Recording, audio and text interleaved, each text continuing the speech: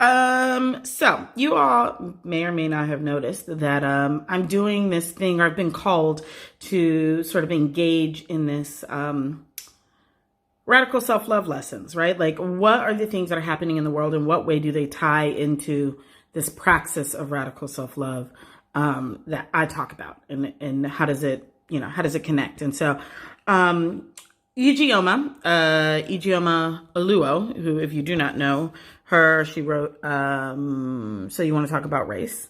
Yeah, she's just a brilliant writer, dope, fantastic, about that life, constantly working to destroy white supremacy, which is why I love her. But she posted this thing today that just was like, oh, yes. Here is a connection that we should talk about and uplift, right? So she wrote on, and you need to follow her on all the things, Ijeoma Oluo, and I'll tag her in this.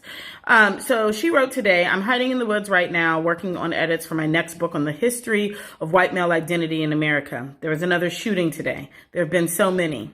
This last year, I've been researching and writing and delving into the violent past of white male aggression and the horror it has wrought.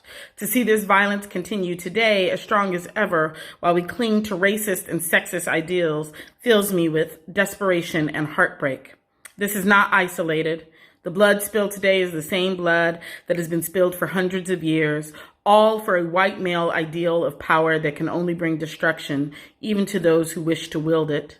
What could white male America be if it didn't need to define itself by its place over the rest of us?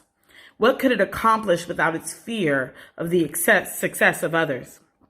I do the work I do for the love of my people, but if you love white men, if they are your people, surely you would want more from them for them than this. More than a life defined by fear.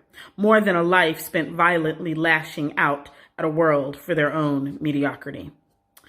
Here's what I want you to know. Here's the connection between the work that we espouse at The Body Is Not an Apology, the radical self-love framework, and exactly what Ijeoma Oluo posted, which is that the reason why we see this extreme historical level of violence from white men is because of such an intense lack of what we call radical self-love. And when I say radical self-love, I'm not talking about, I like myself. I'm not talking about self-esteem and self-confidence. And if you're not sure about those dynamics and how I mean they're different, you should buy my book. But what I am saying is that the perception of white male value is an externally based, bodily hierarchy based perspective about worth and value. That they are conditioned, taught, and have been taught forever through the functions of patriarchy, sexism, and misogyny, and white supremacy, that the whole of who they are and the extent to which they can find value in themselves is externally defined. That masculinity, particularly white masculinity, is defined by external functions of value. External functions that are shifting in real time in this world, right? They have to find power over because there is no power within. That is what you need when you are lacking in power within, and power within is a radical self-love experience. So power over, the need to dominate, right, is because only through domination can one find themselves valued. And that is why this model of radical self-love is transformative, and I don't make it, it's that, I don't talk about it for white men, but it is for white men.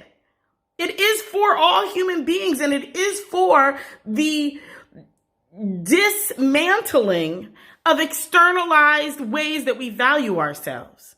So there's an opportunity here for white men to get out of their own way.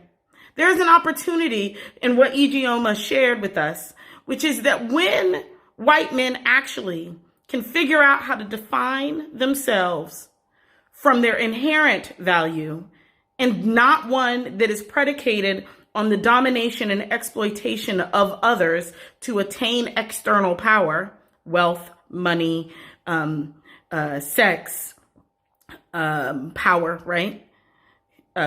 When white men learn to do that, that will be a transformative function in the world. And so I just want to keep, like I said, sharing the ways in which these things are connected, because they're connected. That white men walking into malls and murdering up a bunch of people is absolutely connected to the ways in which our external definitions of ourselves, that their external definitions of themselves have led to an experience of wild violence, because that is the only way in which they are able to affirm who they actually are. And I offer that there's a different way that we can access who we inherently are, our inherent divinity, separated from, totally distinct from systems of hierarchy and violence. That's the radical self-love lesson for the day. Bye.